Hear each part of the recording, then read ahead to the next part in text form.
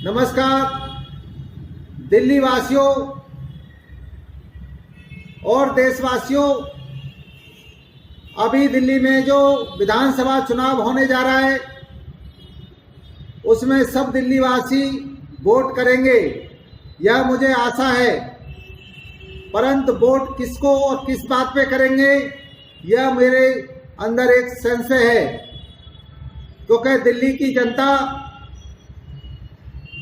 को जो आपने देखा होगा कि जो राजनीतिक पार्टियां बिजली, सड़क, पानी, यमुना साफ इन्हीं मुद्दों को लेकर चलती हैं। और आज मौलाना, जो मदरसे के मौलाना, मंदिर में बैठे हुए पंडित, उनको वेतन कैसे दिया जाए इसके बारे में चर्चाएं हो रही हैं और हर राजनीतिक पार्टी अपने घोषणा पत्र में लिखेगी। पर मैं देश के वोटर और दिल्ली वासियों से यह जानना चाहता हूं और कहना चाहता हूं, ये विकास इंडिया पार्टी के माध्यम से कि दिल्ली वासियों, आप किसी भी राजनीतिक पार्टी को वोट करें, परंतु आपको वह निर्भया कांड पता होगा कि दिल्ली में एक बेटी के साथ किस तरह से सामूहिक बलात्कार किया गया था और उस बलात्कार के लिए किसी सरकार ने पैरवी नहीं करी थी। केवल उस निर्भया कांड के माता पिता, जो निर्भया के माता पिता थे, उन्होंने ये बेचारों ने 10-15 साल तक कोर्ट के चक्कर लगा लगा करके अपनी बेटी को कोर्ट के द्वारा न्याय दिलाया था।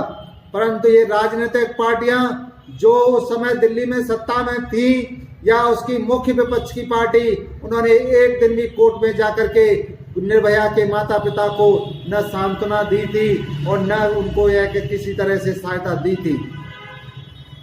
तो दिल्ली वासियों, आप इस बार जो वोट कर रहे हैं, क्या आप उन राजनीतिक पार्टियों को वोट करेंगे जो आपकी बहन बेटियों के की सुरक्षा के लिए कोई बात नहीं कर रहे हैं अपने घोषणा पत्र में, न किसी टीवी चैनल पर? यदि दिल्ली वासियों, यदि आपकी बहन बेटी, क्या आज कई स्कूल में बेटी स्कूल में अकेली जा सकती है?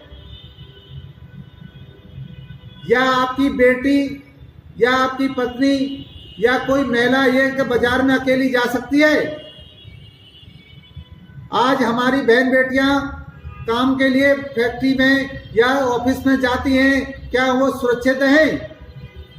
हमारी बहन बेटियों की सुरक्षा, ये मेरे दिल्ली वासियों, मैं हर दिल्ली के नागरिक से यही कहना चाहता हूं कि अपनी बहन बेटियों के सुरक्षा यदि ये राजनीतिक पार्टी नहीं दे पा रही है तो आप वोट इनको न करें।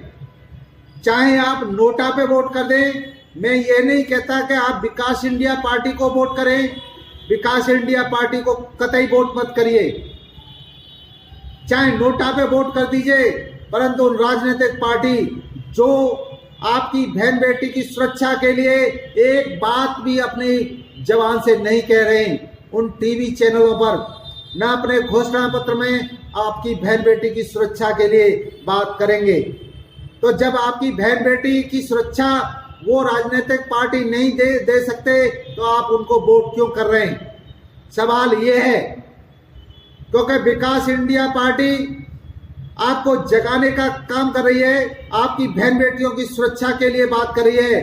क्योंकि देश 77-78 साल हो गए देश को आजाद हुए, परंतु आज तक इस देश के अंदर कोई भी महिला सुरक्षित नहीं है। क्यों सुरक्षित? इसीलिए नहीं है कि उन राजनीतिक पार्टियों के गुंडे जो सत्ता में होती हैं, उन्हीं के गुंडे तुम्हारी बहन बेटियों के साथ सामूहिक बलात्कार करते हैं। यदि ऐसा नहीं है तो राजनीतिक पार्टियां, विकास इंडिया पार्टी जिस तरह से अपने घोषणा पत्र में लिखती है कि महिलाओं की सुरक्षा के लिए कि यदि किसी बहन बेटी की सामूहिक बलात्कार होता है किसी बेटी के साथ, तो उसमें पार्टी के राष्ट्रीय अध्यक्ष के नाम FIR दर्ज होनी चाहिए। सामूहिक बलात्कार करने वालों के नाम तो एफआईआर दर्ज होती है, परंतु सत्ता में बैठी हुई राजनीतिक पार्टी के राष्ट्रीय अध्यक्ष के नाम भी एफआईआर दर्ज होनी चाहिए, क्योंकि ये विकास इंडिया पार्टी लिख रही है अपने घोषणा पत्र में। यह दम है तो उन राजनीतिक पार्टियों में लिखवा के देख लीजिए। यदि मैं बता रहा हूं कि वो सारी पार्टियों के राष्ट्रीय अध्यक्ष न पार्टी छोड़ के भाग जाए, तो ये गारंटी मैं दे रहा हूं,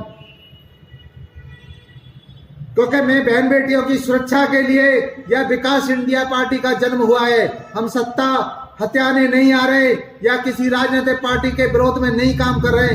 हम एक देश से एक जो हमारी बहन बेटियों की सुरक्षा के लिए आज कोई कदम नहीं उठा रहा है, उसी के लिए कदम उठा रहे हैं। तो इसलिए दिल्ली वासियों, आपके यहाँ निर्भया जैसा कांड दोबारा आपके यहाँ नहीं हो, आपके क्षेत्र में नहीं हो, आपके परिवार में नहीं हो।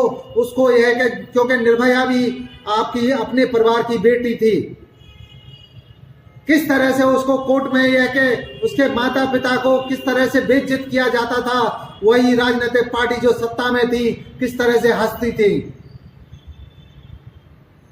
वो दिन दूर नहीं है जो उनके सत्ताधारी राजनीतिक पार्टियों के गुंडे आपके घर तक न पहुंचे, क्योंकि आप अपनी बेटियों को अभी सुरक्षित समझ रहे हैं, परंतु ये सत्ताधारी राजनीतिक पार्टियां आपकी बहन बेटियों को वो सुरक्षा न दे पाएंगी, क्योंकि इनके पास कोई ठोस मुद्दा नहीं है।